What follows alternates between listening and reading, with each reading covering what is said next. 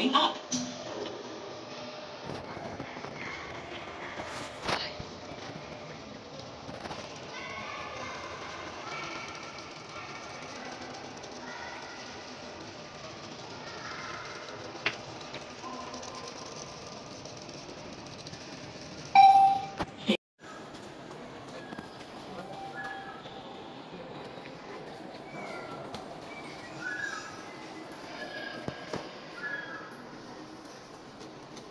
So, sa fifth floor, dito natin, iba't ibang klase ng mga hayop.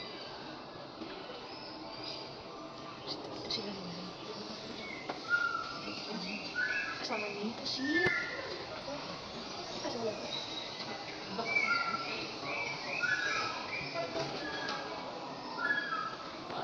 Kasama si Ay.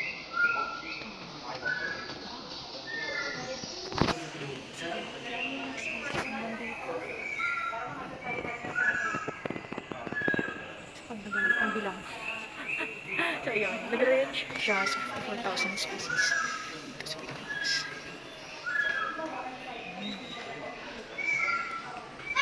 So, dito nakikita yung mga collection ng mga hayop dito sa museum. At ilan sa mga dito ay nasa 15 species ng ibon.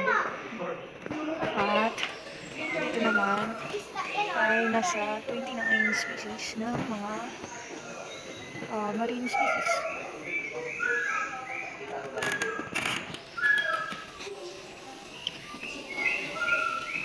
At 24 species ng invertebrates animals. Kasama na dito ang tamaraw or bubalos, lingdorensis.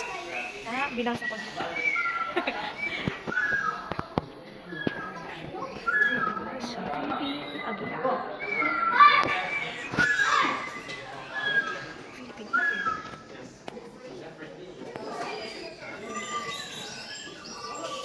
So, name niya pala. So, ayan.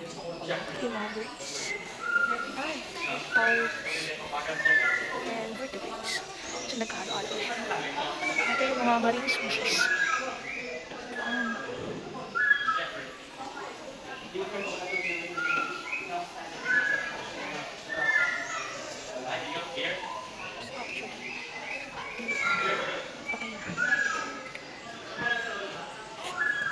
Parang ano siya, napipreserve yung ano nila, yung forage nila, yung balang dito.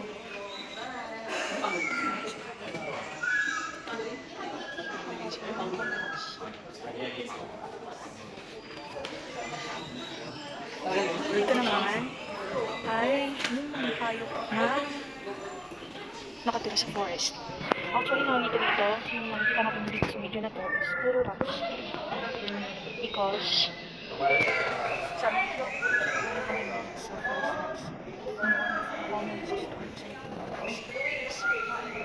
so ito siya makikita lang sa Pilipinas.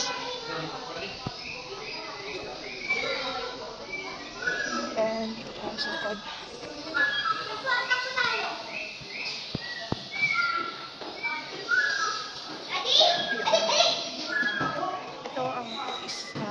Ang mga ibang klase ng ibon dito sa Pilipinas. Kasama na nga dito yung Philippine eagle. And syempre yung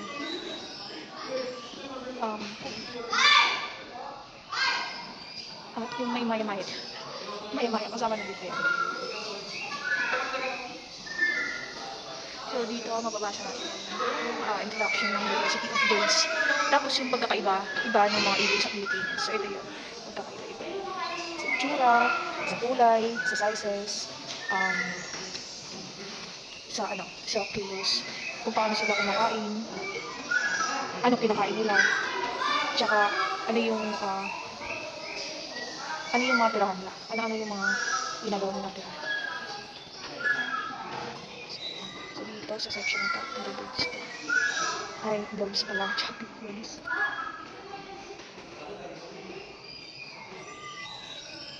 And then dito, mga tubig.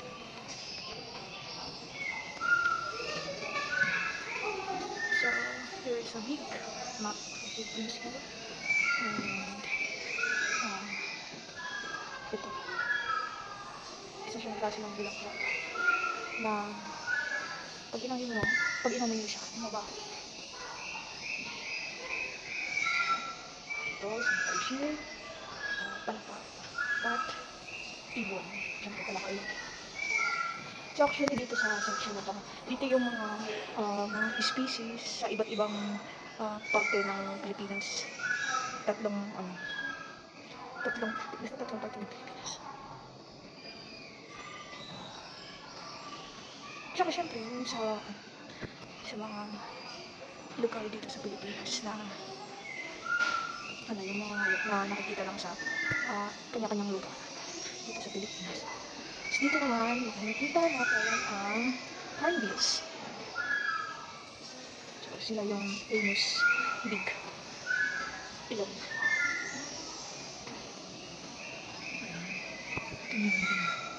Yung feather is totoo. Pero yung ilong, totoo rin naman. Pero ilalagyan na lang ng pampakulay, pintura. Para maging maganda yung pagkakaitsura nila kahit sila ay kapisa.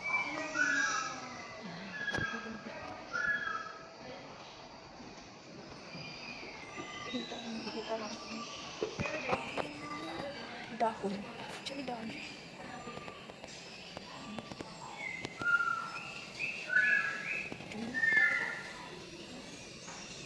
Yung mga nakikita minsan sa bahay.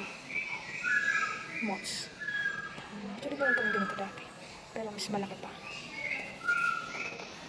So yun.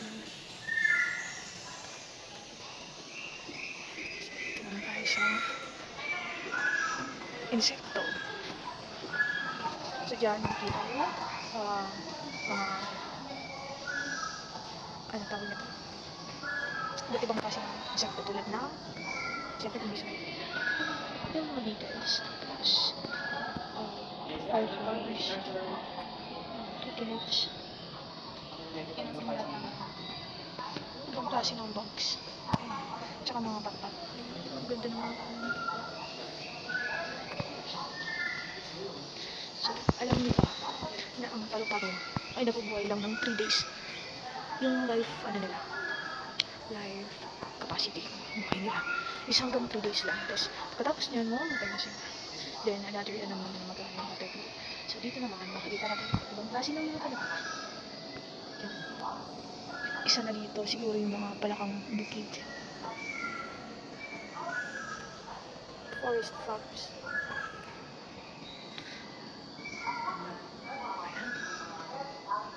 Ito naman ay mga dahon ng bamboo. Ay, ratans pa. Sorry.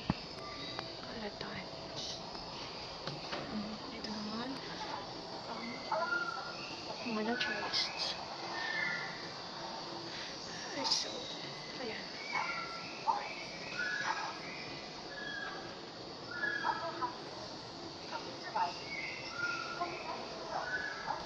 So, dito tayo sa skulls ng may iba't ibang klase ng ulo ng hayop. Hindi ko ma-distinguish kung anong mga pangalan to ng hayop. Pero itong mga hayop na to ay nakikita dito sa Pilipinas. Ayan.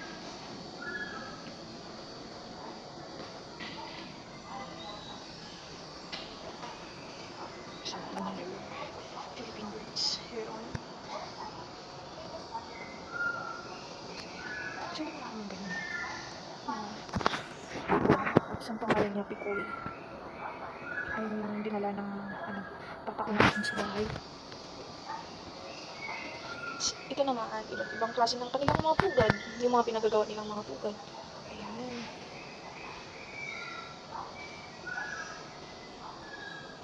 So, first layer, sa second layer. Ayun. Ibon. Another ibon. Third layer. Oh my god. Pumawat na. May ibon dito. So, lahat ng klase ng mga hayop makikita natin dito sa National Museum of Natural History. So, Another table. Ah, wow. So ito ay tenga ng electronic. Tapos ito, pwede ko alam.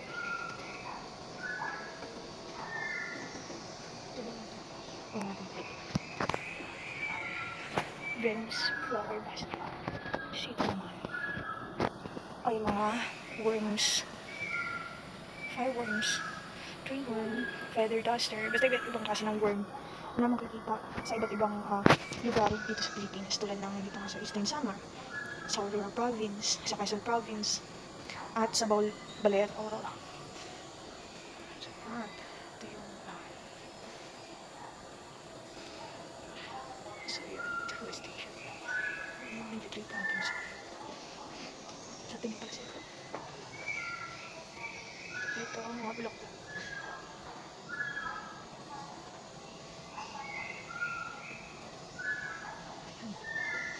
So, mamaya natin papakilala si Lolo. Ito,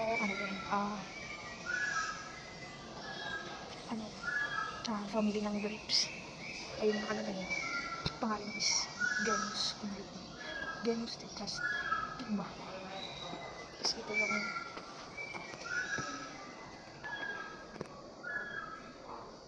yung bulaklak. Actually, ano lang siya. Hindi siya totoo or fake. Kasi pag naging totoo, pag tunay ang totoo, pwede malalanta siya. So, ang pangalan nito as is Philippine Rafflesia. Rafflesia. Ibang klase ng Rafflesia dito sa Pilipinas. May klase siya. 13 klase.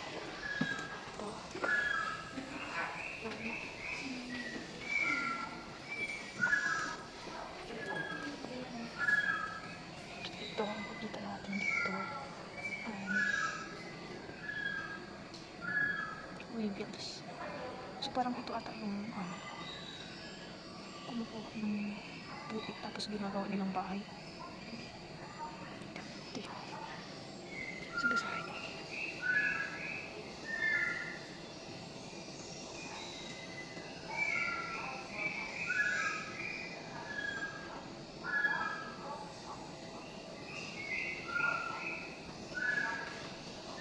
So ayun na. Hindi ata siya. Siya rejection. Nag-a-adapt lang ng rejection. Pwede bang klase ng bulaklak?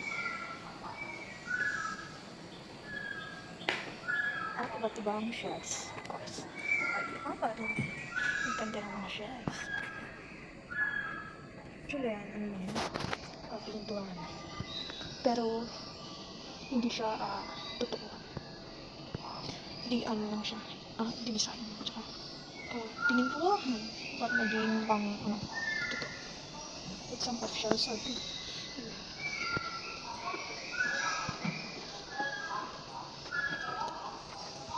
So, dito naman.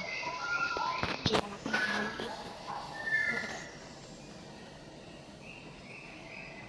At ang kanyang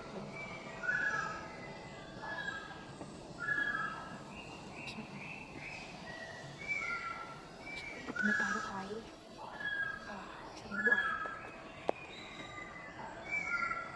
So, dito sa Pilipinas, may apat na nakitang crocodile. So, some of crocodiles ay makikita sa mundo.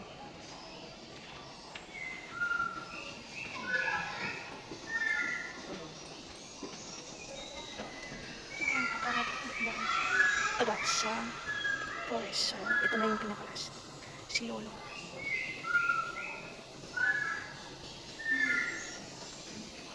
So, kasahin natin si Lolo. Kung tagasaan si Lolong. Si Lolong pala ay kababayan.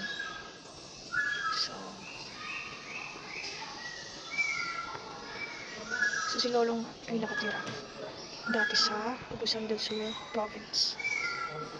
Hindi yung malayo sa. And then, nakita siya sa Agusan Marsh noong September 3, 2011. dahil nasa katandaan niya, binawian siya ng buhay. At ngayon, nandito na siya. Mag-preserve ng museum natin. Ito sa Pilipinas. So, ayan. Tingnan niyo kung gano'ng kahaba si Lolo. So, may nakalimutan ko dito. So, yung ang haba niya dito, makikita. So, yung length niya is a total of 6.17 meters or 20 feet and 3 inches. At may bigat na 1,075 kilo or 2,370 pounds. So, ayan na.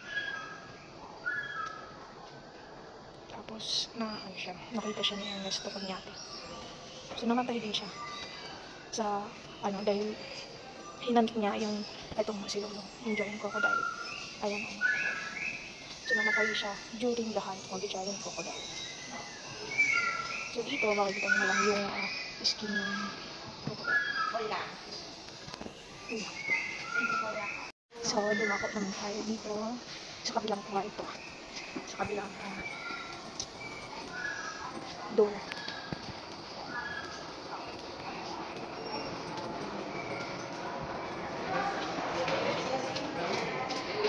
Ang kalabaw dito sa kalabaw.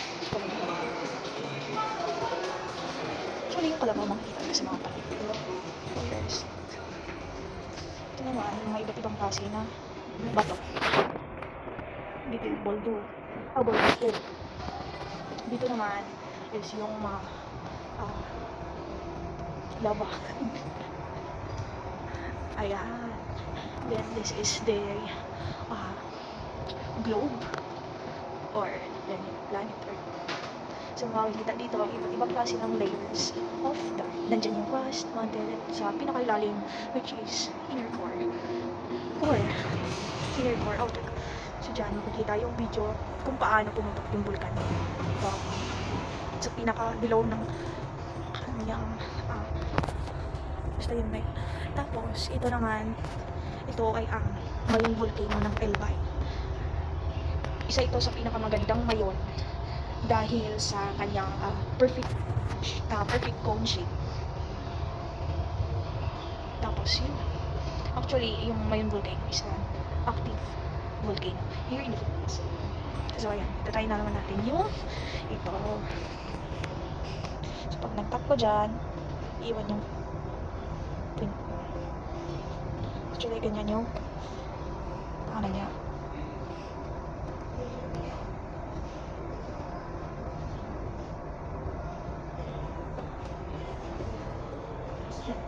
Pwede ko maglagay ng pangalan dito.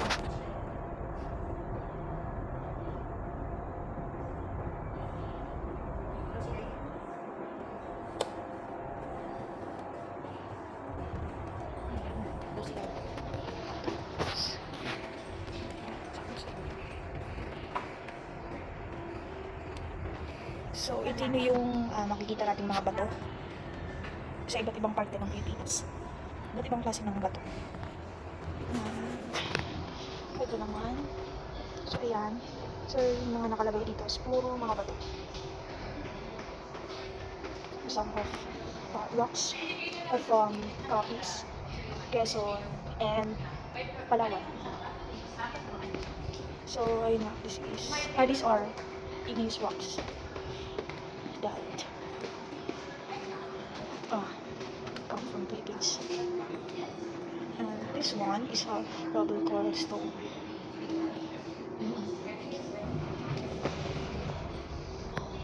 So, ayan. Makikita sa video na to natural disaster na commonly mararanasan dito sa Pilipinas. Dito din sa Pilipinas. Pero hindi lang ito mararanasan dito, kundi sa iba't ibang panig ng mundo. So, landslide, earthquakes, volcanic eruptions. Ito naman is yung lahar na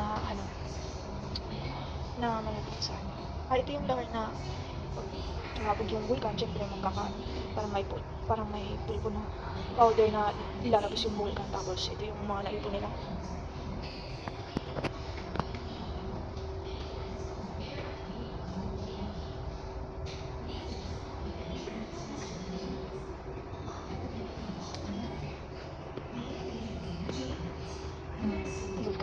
Flow, the car model. Then, Pilipinas, na kung saan tinatayuan ng mga bulkan.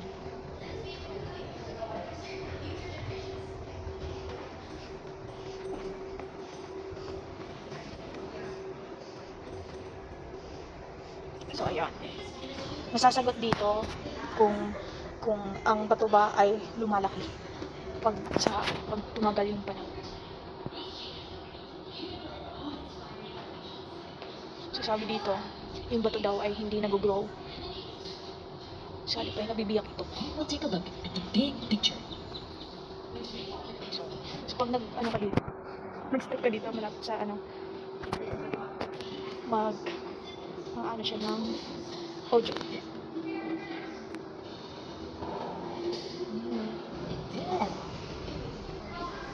Kaya mga different kinds of rocks.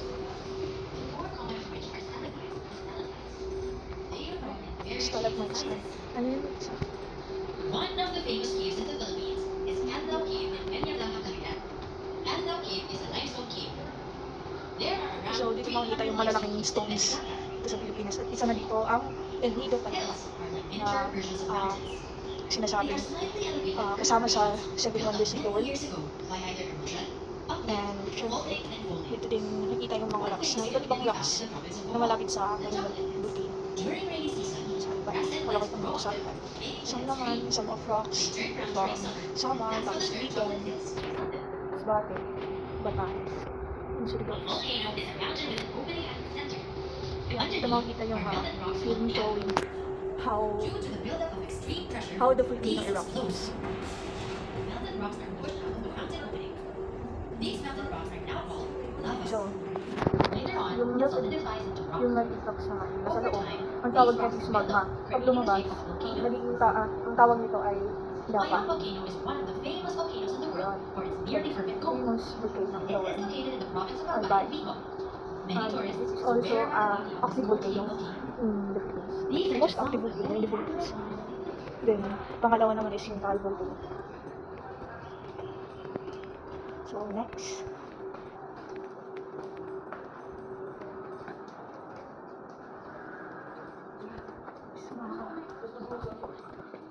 Oh my God. So, ito yung gold na nakikita sa kadikit sa bak. Ayan po yung gold. Gold ore.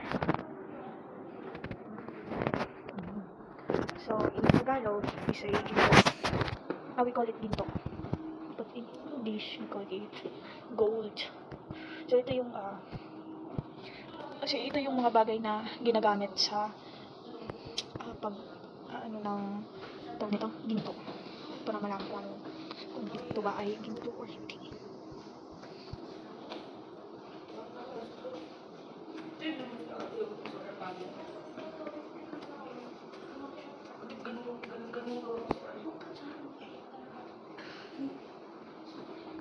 So, ito yung bahay na nagkakaroon ng kuryente that coming from the sun. Tapos, nag-generate siya through solar panels. Ayan, yung iba't ibang klase ng minerals. Ito. So, mga collections din ng mga minerals yun nandiyan. Tapos, dito is windmill. So, ito, yung iba nakikita sa Villa Rizal, tapos yung iba naman nakikita sa ibang lugar. Hindi ko nakalimutan ko. Kasi ito, nagbibigay siya ng electricity sa iba't ibang bahay.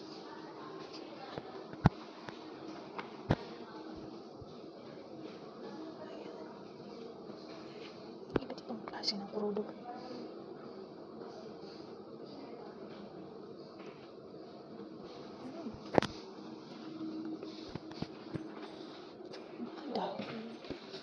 Ano ba to? Ito. So ito.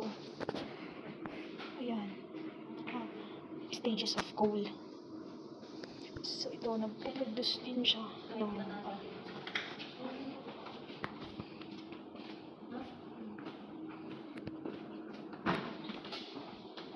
metallic minerals. Metallic minerals. Metallic minerals.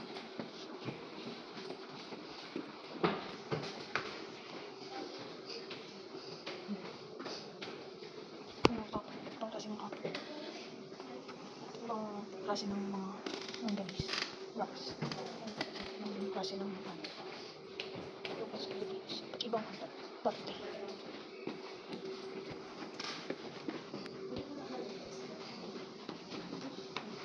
Ito yung nakikita sa periodic table of elements.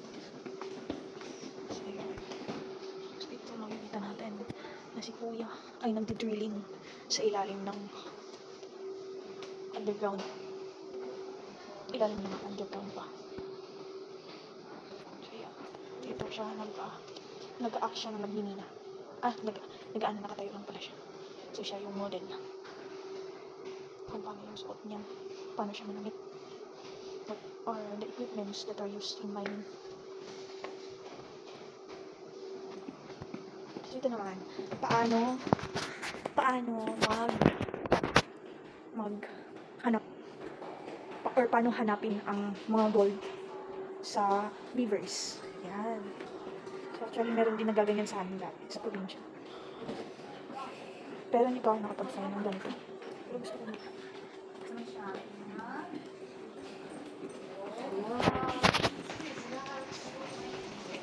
So dito naman tayo.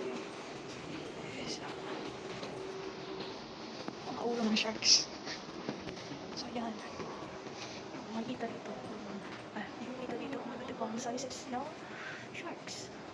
So, pinakamalaki dito is Yuban. Okay, ang galadog. Most great white shark. So, ang panga ng shark, ng megalodon ata, is ganito. Ayan. Ito makikita. So, gano'ng kalaki yung panga ng megalodon shark at ng white shark. Ito.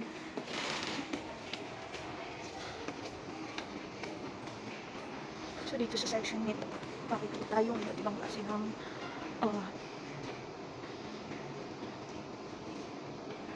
klase ng fossils ng shell, syempre.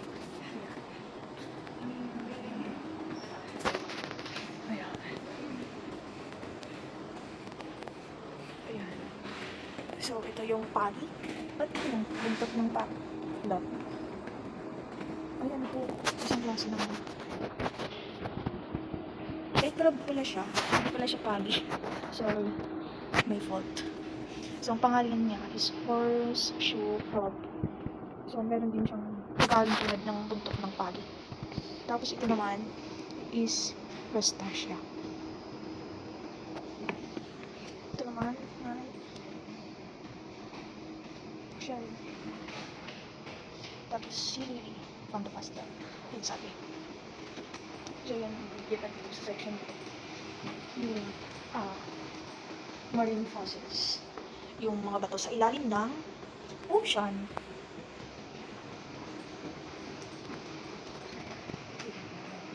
Shark. Ano ata ito eh? Isda.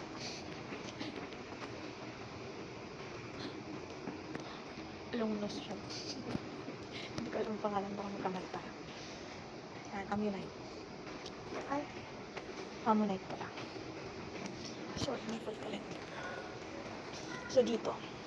Sa loob na dito makikita. Dito nakita yung mga iba't ibang klase ng ammonite.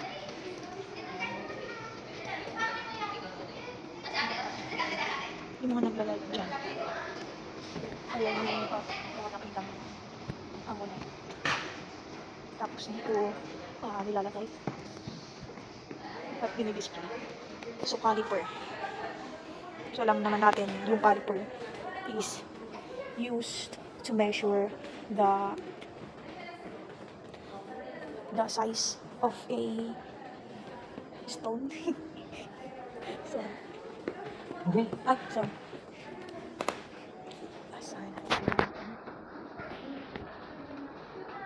Ay, ba't wala?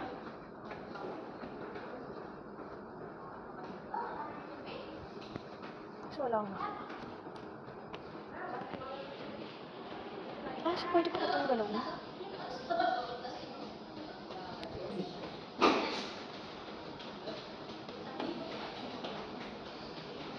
Dahil naman nakalagay dyan. So, next na class baba. Fossil leaves.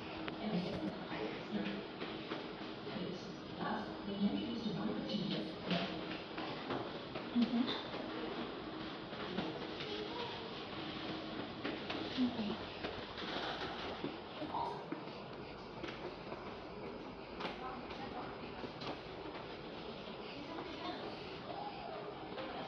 Ito yung ay, ito.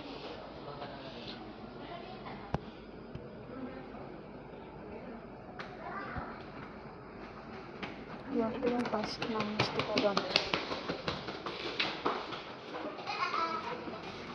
Ito naman yung falling leaves. Sunflower, falling leaves.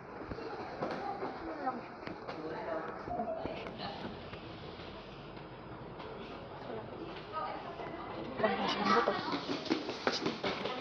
Skeleton ng wild pig or babiram. Tik babiram siya. Dito naman. Giant tortoise, rhinoceros, and elephant. Elephant, giant turtle, rhinoceros. And their molars. Next. So yan, habang pababa ako galing dito, ito ang surroundings na kita natin. Diyan nakapastil yung Philippine Agila, Philippine Eagle, Philippine Torchbearer. So this is 4th floor. Nakita dito yung forest that are full of mossy. So yan. So ito yung pine tree. Pero actually ano lang, dinesign lang. So para artificial na siya. Pine tree. Kita dito yung mga, I think mga raccoons mo to. Ayan. So ito yung sinasabi mga malumot na kalubatan. Tapos yung mga hype na naninirahan dito is ayan, syempre bats. Tapos I don't know anong klaseng hype. So dito makikita natin kung ano siya. So yung ito. So yung number 1 pala is Northern Luzon giant cloud rat. So yan, yung dalawa pala niyan is rats. So dalawang klase pala siya. Dalawang kulay ng Northern Luzon giant cloud rat. So makikita lang siya sa Luzon. Kasi nakapangalan Northern Luzon.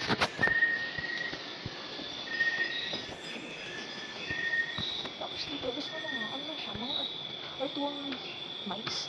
So sila yung kumakain ng worms na galing sa kalubatan. So ayan. Actually, ilang klase yung daga. Ayun, meron pa dito. Daga sa puno. So ito, pinapakita ko. Pag-camping. Mga equipments, materials. And syempre, mga kagamitan sa pag-camping. Ito yung mga frogs mountains. Ayan. Nasa forest. Bulaklak. Ayan. Pagparo. Oh, ito.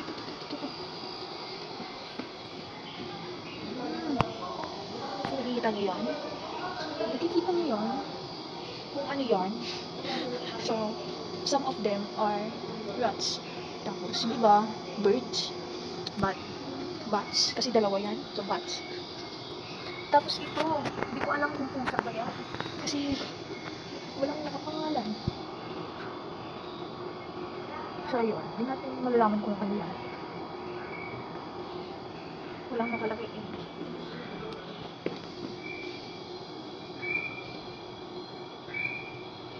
So ito, ano ito? Paradoxurus philippinensis. Basta yun yung pangalan niya. Search nyo na lang sa Google kung anong klaseng siyang hayop. Tsaka ito, Google Lens nyo na lang. So ayan. Stairs.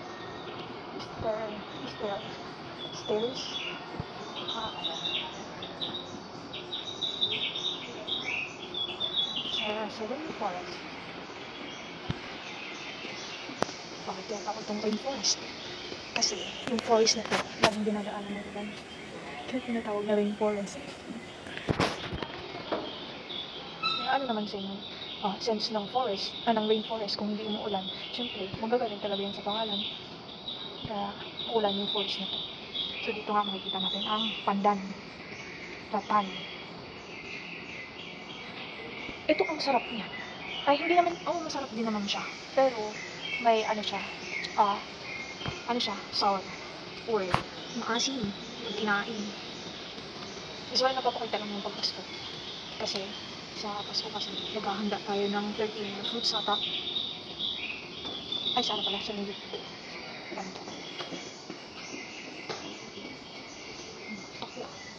Tako. Ay, ito. Alam niyo ba itong tako na to is ginagamit siya. Ay, gulay siya. Tapos, at tumutubo siya sa mga rivers. Alam niyo ba ang sobrang sarap nito lutuin? Kasi yung lasa niya is kakaiba. Mas masarap siya pa pinrito. Final, ang sarap niya. Ito yung kinomplement sa amin nung nag-hotel kami doon sa lugar ng Aurora. So yan. So ito yung mga hayop na ninirahan sa rainforest. Sama naman dito yung dagat. So ang pangalan ng dagat ito isa doon is slender tail cloud rat. So yun, nakita. There's mga beetles. So mga dami nakita sa rainforest. Balawang wani. Kalabaw. Ay, tamaraw pala. Tamaraw.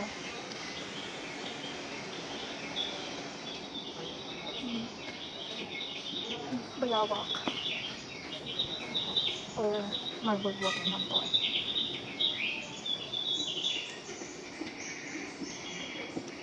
Tapos, snake. Python. Kuha. Red-crested. Ito yung magiging bilog. May nararamdaman siyang kaaway. So, ayan. Ito naman. Crocodile. Kakain ng kalapati. Salt water ata ito. Philippine crocodile pala. Philippine crocodile. So, ayun. Yung rivers na yan, or ilog, ito dyan. Yung mga hayop na nakatira dyan is sa mga rivers. Mga naninirahan is mga crocodiles, tapos turtles, lizards, another lizard. Si snake ata yan. Ayun, si snakes. Snake sa puno. Ano pa talagang ganyan na kulay?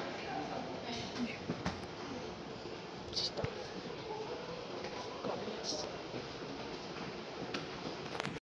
So we're here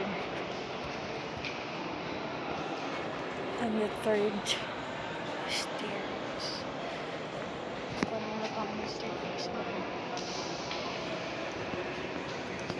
So dito sa third floor, makikita natin iba't ibang klase ng flowers like orchids, most famous ang pagita na laging nilalako sa labas ng simbahan.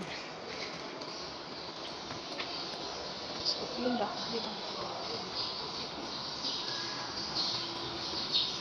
Makawan. So, another species na naman ng species. Ito is long-tailed macaque. Sambong na din. Manggigod. Sarap na. Tapos color fishy. Yan. So, ito yung mga hayop na naninirahan sa mangroves. Bakit nga ba mahalaga ang mangroves?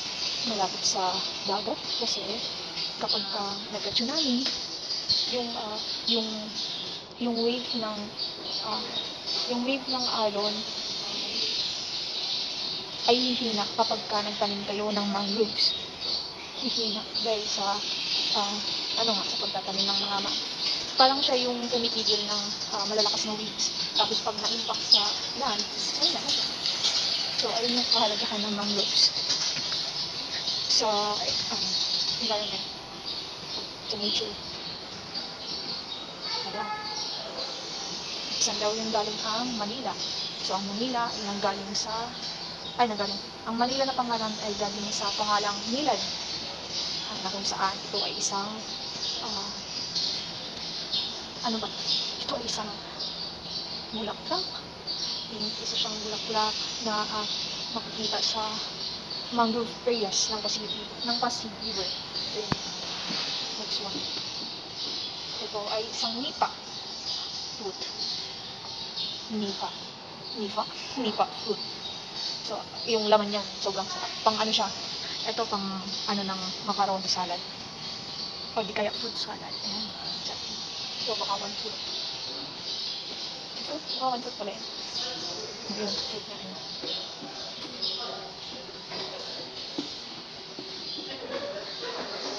Dito sa section na to ng third floor is puro mangroves at saka yung mga hayop na naninirahan sa mangroves or bakawan.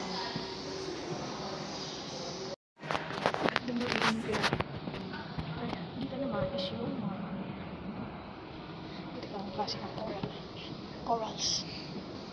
Dito lang sa coral reefs. Ayan, ganda.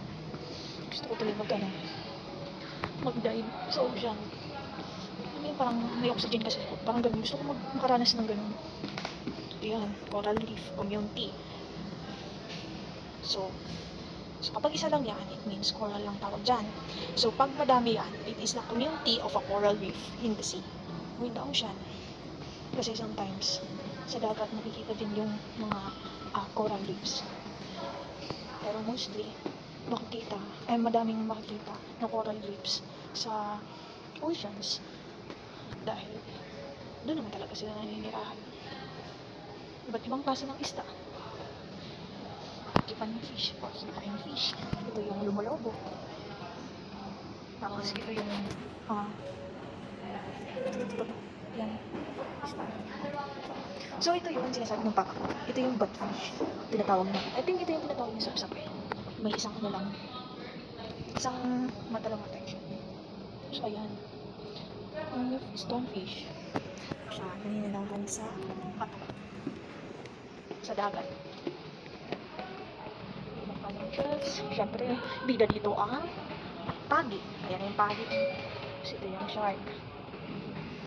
Ayan, ibang klase ng starfish. And crabs. Yung pinakamalaking nakita na turtle dito sa Pilipinas. So, ang pangalan niya is green turtle. But green turtle yung naka-kulay orange naman yan. Depende lang yun sa type. Type lang nila. Yung pangalan ng green turtle. Tapos ito naman is mga tuna. Ito, yung mga klase ng shrimps. So, yan.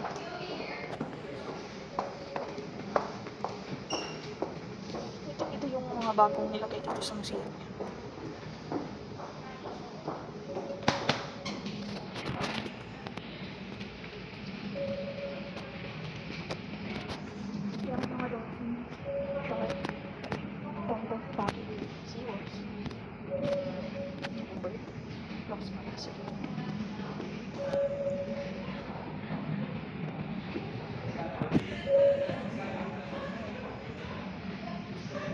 nakasabit sa top. Ayan, so ito yung gear yung isa sinusunod yung dapat isuot papunta sa ilalim ng ng dagat. So, nasa likod niya may oxygen, syempre, para makapagbigay ng air sa tao. So, ito naman yung ship na kung saan pwede kang manood. Tapos, yung mapapanood mo dito is yung mga iba't ibang klase ng isda. So, labot na.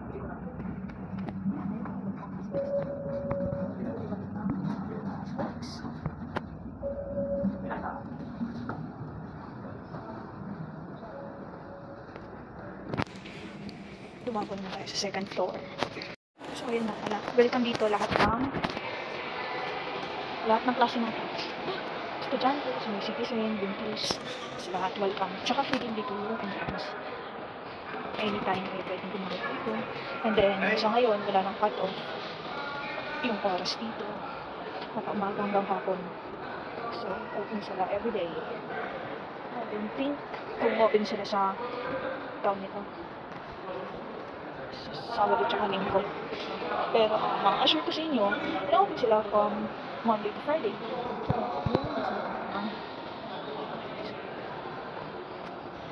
So, ito na yung second floor. So, sa second floor naman, dito, yung games. So, dito naman makikita, mapapanood natin yung mga heritage sites ng UNESCO. So, ayan, tapos na. Ayan. Ayan.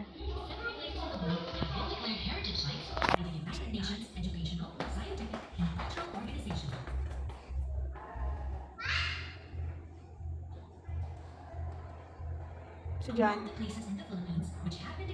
So, dito, makikita naman yung mga heritage sites sa Pilipinas. Ayan, kasama dito, Batari, sa Palawan.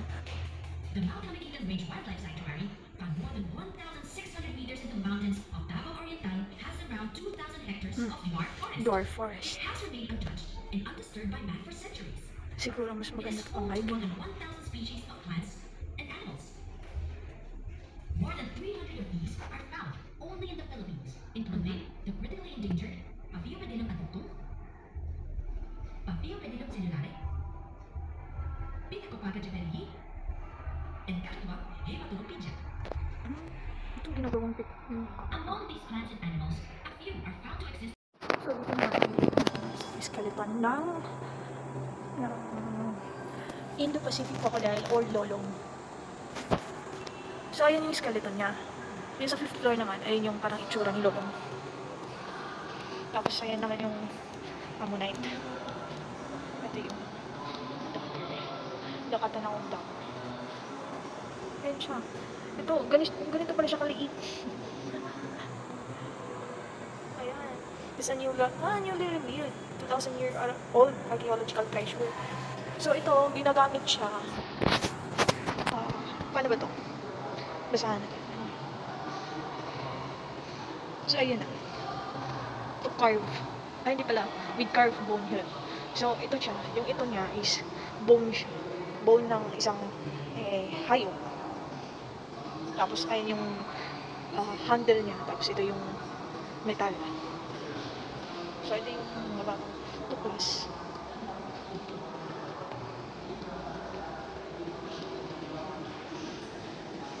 Ito naman yung ngipin ng Rhinoceros. Philippines. 709,000 years ago. Ito. Artifacts na ito.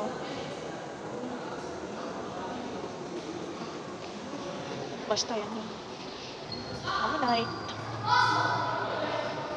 Shell. Lord of the Sea. Actually, madami siya. Maraming ganyan sa amin.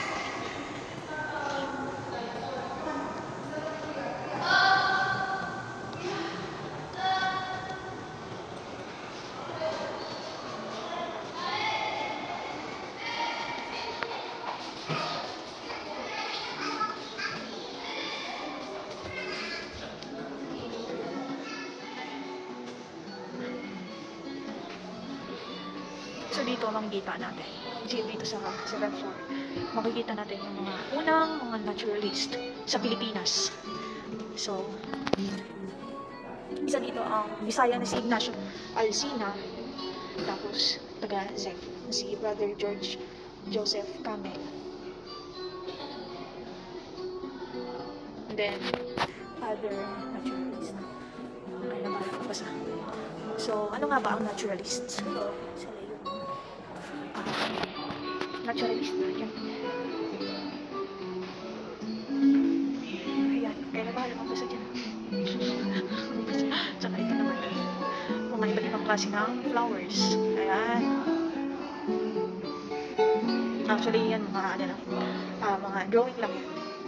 Tapos, ayan yung mga ginagamit para ma-preserve yung dahon. Para maging maganda ulit yung dahon. Actually, namin yung dati. Ano kami. Ang ginawa namin para makita yung stems. Actually, stems lang talaga ng dahon.